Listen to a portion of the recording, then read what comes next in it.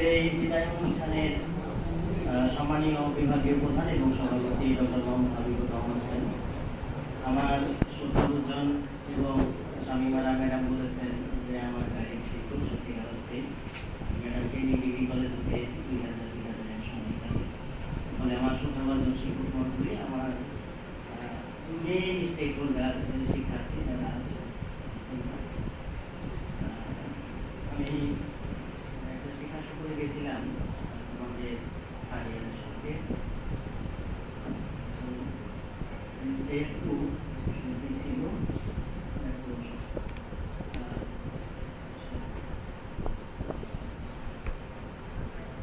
আলামিন দাঁড়াও সামনে নিয়ে বলো, দরকার হাতে নিয়ে বলো, মুখের সাথে নিয়ে বলো।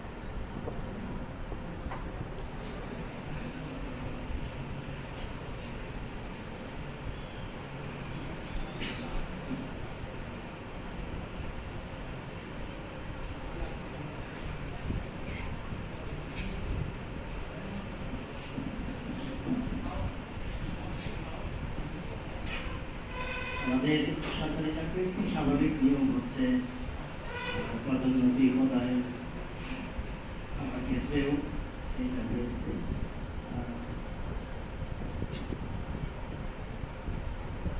আমি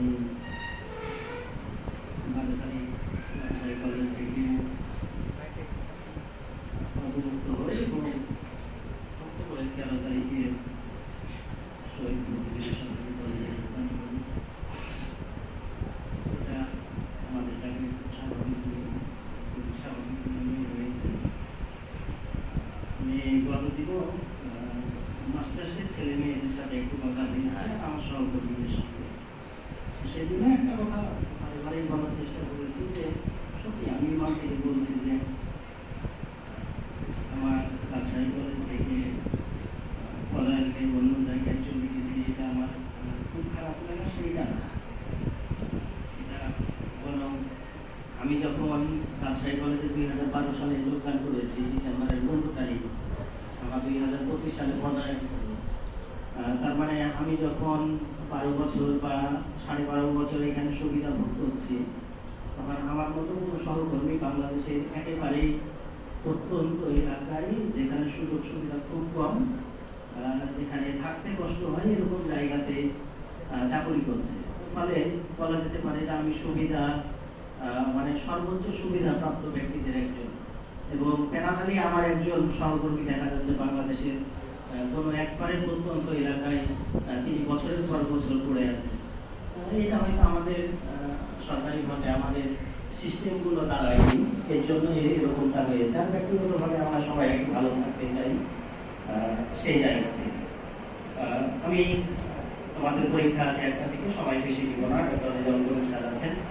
প্রথমে আমি আন্তরিক ধন্যবাদ এবং ধন্যবাদ জ্ঞাপন করছি ডক্টর মোহাম্মদ রেজাউল করিম স্যারকে। স্যার নওগাঁ সরকারি কলেজে অধ্যক্ষ হিসাবে পদায়ন পেয়েছেন এবং যোগদান করেছেন। স্যার আপনার প্রতি, আপনার আগামী দিনগুলোর প্রতি আমার শুভকামনা থাকলো স্যার। আরেকজন প্রতি রাজনীতি আমাদের আলামিন ভাই সম্পর্কে একটু বলতে পারি। আলামিন ভাই অস্থায়ী পদে ছিলেন, গতকালকে একটি গেজেটের মাধ্যমে স্থায়ী পদে তিনি এসেছেন। আপনার প্রতি আমার মানে অভিনন্দন এবং শুভকামনা থাকলো, এবং তোমাদের জন্য ভালো লাগা যে একজন ভালো শিক্ষক ডিপার্টমেন্টে আছে, সেই জায়গাতেও অন্য কেউ আসতে পারবে, বরং আমরা একজন ভালো শিক্ষককে স্থায়ীভাবে পেলাম। দোয়া করি যে অ্যাসোসিয়েট পর্যন্ত যেন কোনো কিছু না ঘটে। সেটা আবার কি সেটি কম। আচ্ছা, আমি তোমাদেরকে জাস্ট, যে কোনো মানুষ তার নিজের হচ্ছে সব থেকে বড় আলোচক বা সমালোচক, আমি 2-3 মিনিট সময় নিয়ে আমি ছেড়ে দিব। আমি যদি আমার নিজেকে বিশ্লেষণ করি তাহলে আমার জাস্ট 2টা দিক আছে, একটা ইতিবাচক আর একটা নেতিবাচক। নেতিবাচক দিকটা হচ্ছে যে আমি যে কলেজে ছিলাম সেটাই উচ্চ শিক্ষা প্রতিষ্ঠান, এখানে মূলত এই অনার্স এবং মাস্টার্স লেভেলে গুরুত্ব দেওয়া হয়। তো সেই ক্ষেত্রে উচ্চশিক্ষার জন্য যে পরিমাণ পড়তে হয়, যে পরিমাণ জ্ঞান থাকতে হয়, যে পরিমাণ অধ্যয়ন করতে হয়, উচ্চশিক্ষার ক্ষেত্রে আমার দৃষ্টিতে অবশ্যই একজন শিক্ষকের একটা গবেষণা কর্ম থাকা উচিত। আন্তর্জাতিক মানের না হলেও তার কিছু প্রকাশিত জার্নাল থাকা উচিত। আমার জার্নাল নেই, আমার গবেষণা কর্ম নাই।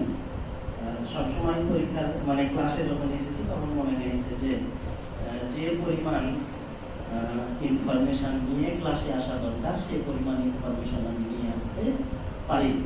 কারণ রাজশাহী বিশ্ববিদ্যালয়ে আমি যে শিক্ষকদের কাছে আমি ইতিহাস পড়েছি, আমি সায়েন্স ব্যাকগ্রাউন্ডের ছাত্র, ইন্টারমিডিয়েট পর্যন্ত সায়েন্স। এর জন্য আমি বেসিক্যালি নিজেকে মানে পরিচয় দিই যে I am basically ICB, intermediate of science and bachelor of arts. মানে এটা ধরো কিছু মানে মিক্সড। তো সেক্ষেত্রে আমি আমার যে শিক্ষকদের কাছে ইতিহাস পড়েছি সায়েন্সের ছাত্র, তাদের যে পাণ্ডিত্য, তাদের যে ইনফরমেশন, তাদের যে ক্লাসের উপস্থাপনা, দৃষ্টিগ্রাহী বা মানুষকে একবার বিমোহিত করার মতো যে স্পিচ, সেই ধরনের স্পিচ আমি কখনোই আমি তোমাদের সামনে দিতে পারি। এগুলো হচ্ছে আমার নেতিবাচক দিক। ঠিক আছে, ইতিবাচক দিক আমি আমারটা জানি। আমি যেই কাজগুলো করার সবসময় চেষ্টা করেছি সেটা হচ্ছে যে শিক্ষকের মূল কাজ হচ্ছে চারটা। একটা হচ্ছে নিয়ম মেনে শ্রেণীকক্ষে আসা, একটা হচ্ছে তিনি যতটুকু জানেন ততটুকু ছেলে মেয়েদের উপযোগী করে প্রেজেন্ট করা, প্রশ্ন প্রণয়ন করা, খাতা মূল্যায়ন করা এবং পরীক্ষার রুমে দায়িত্ব পালন করা। মানে আমার মনে হয়েছে যে এই 5টা কাজ হচ্ছে আমাদের মৌলিক কাজ। এখন যদি এই 5টা কাজের দিকে আসে তাহলে 1 নম্বর হচ্ছে যে আমি আমার পুরো সময় জুড়ে আমি চেষ্টা করেছি। রাজশাহী কলেজ একটা বিশাল কর্মযজ্ঞের জায়গা, এখানে প্রচুর কাজ থাকে, দৌড়াতে দৌড়াতে ক্লাসে আসতে হয়। ব্যক্তিগত জীবন আছে, পারিবারিক জীবন আছে, বৃদ্ধ বাবা মা আছে, ফলে সবকিছু মেনটেন করে সবসময় যে একবারে ইন টাইমে ক্লাসে আসতে পেরেছি সেটা না। তবে আমি নিজের কাছে আমি দায়বদ্ধ, আমি তোমাদের জন্য যেন ঠিক সময়ে ক্লাসে আসতে পারি, এটা আমি সবসময় চেষ্টা করছি। 2 নম্বর, আমি যতটুকু জানি ততটুকু যেন একদম তোমাদের মতো করে যেন তোমাদেরকে দেয়া যায়, আমি সেটা চেষ্টা করেছি। এই জায়গাতে আমি আমার কাছে অনেক। 3 নম্বর হচ্ছে পরীক্ষার রুমের বিষয়টা তোমরা জানো। আমি তোমাদেরকে সবসময় 2টা কথা বলতাম যে তোমাদের 1 মিনিট সময় আমি নিব না, আর আমার 1 মিনিট সময় আমি তোমাকে দিব না। তার মানে 12টা 30-এ পরীক্ষা শুরু হলে 12টা 30-এ পরীক্ষা শুরু হবে, 1টা 30-এ পরীক্ষা শেষ হলে 1টা 30-এ শেষ হবে। এবং আমি কখনো পারতপক্ষে পরীক্ষার রুম থেকে কখনো বাইরে যাইনি, আমি কখনো পরীক্ষার রুমে চেয়ারে বসে ডিউটি করিনি। এটা তোমাদের উপরে ছেড়ে দিলাম, তোমরা ভালো জানো। ঠিক আছে, আমি চেষ্টা করেছি তোমাদের কাছে যেন মোবাইল না থাকে, তোমাদের কাছে যেন ব্যাগ না থাকে। তোমরা মানে আমার কাছে সবসময় মনে হয়েছে যে তোমরা একটা জার্নিতে আছো, একটা গাড়িতে আছো, একটা গাড়িতে উঠলে যেরকম আমরা গন্তব্যে পৌঁছিয়ে যাই, তোমরাও পৌঁছাবে। রাস্তায় কিছু জ্যাম থাকতে পারে, কেউ নির্দিষ্ট সময় যাবা, কেউ হয়তো কোনো ইয়ারে ক্রাশ হতে পারে, তারপরেও কেউ 1 বছর আগে, কেউ 1 বছর পরে, প্রত্যেকে তোমাদের হাতে সনদ থাকবে, সার্টিফিকেট থাকবে তোমাদের হাতে। কিন্তু আমার সবসময় মনে হয়েছে শিক্ষক হিসাবে যে অনার্স মাস্টার্সের ছাত্র হিসাবে তোমাদের যদি আচরণ, দৃষ্টিভঙ্গি, কথাবার্তা, শ্রদ্ধাবোধ, আদব কায়দা, শিষ্টাচার, 10 জনের সামনে নিজেকে তুলে ধরা, এই বিষয়গুলো যদি ডেভেলপ না করে তাহলে তোমার অনার্স মাস্টার্স গ্রহণ করাটা মানে এটা মনে হয় ব্যর্থ, মানে আমার দৃষ্টিতে। তাহলে আমি সবসময় পরীক্ষা রুমে চেষ্টা করেছি যে যতই যেভাবেই আমরা এই কোর্স পরীক্ষা নিই, তোমাদেরকে মানবিকভাবে অনেক সময় এই কোর্স পরীক্ষায় সাহায্যও করি নাম্বারের ক্ষেত্রে, কিন্তু পরীক্ষা রুমের অ্যাটমসফিয়ারটা যেন পরীক্ষা রুমের মতো থাকে। আমি আমার পরীক্ষার খাতাগুলো মূল্যায়ন করার চেষ্টা করেছি সবসময়, আমি সঠিক সময়ে মানে কমিটিকে দেওয়ার চেষ্টা করেছি। এই ক্ষেত্রে 2 জন মানুষ আমার কাছে অনুসরণীয়, একজন হচ্ছে আমার আব্বা আর একজন হচ্ছে মোটামুটিভাবে সবার কাছে ক্ষমা চেয়ে নিচ্ছি, ডক্টর মোহাম্মদ হাবিবুর রহমান স্যার। আমার আব্বা ইসলামী স্কুল অ্যান্ড কলেজের শিক্ষক ছিলেন। তিনি এরকম করে বলতেন, 10টার সময় পরীক্ষা আছে, যদি কোনো কারণে 8:30টার পরে বাসায় ডেকে নেই, বাসায় কি করছো, তোমার পরীক্ষা 10টায়, বলছি আব্বা আধা ঘন্টা পরে বেরোন, বাসায় থাকার কোনো দরকার নেই, যে স্কুলের বারান্দায় বসে থাকবে, রাস্তায় রিক্সায় প্রবলেম হতে পারে, যেতে প্রবলেম হতে পারে, অনেক কিছু হতে পারে। আমার আব্বাকে দেখেছি প্রচন্ড অসুস্থ, জ্বর, কিন্তু স্কুল চলে যায়। আম্মা বাবা বুকি করে, আমরা বলি যে আম্মা আপনাকে যেতেই হবে কেন?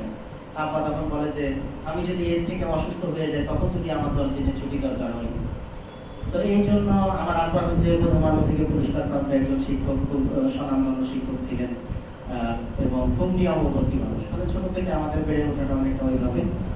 আর যখন এই চাকরিতে প্রবেশ করেছি তখন ডক্টর মোহাম্মদ হাবিবুর রহমান স্যার, আমাদের বিভাগীয় প্রধান স্যার, আমার স্যারের বাসা হচ্ছে একবারে পাশাপাশি, মধ্যখানে অল্প একটু জায়গা।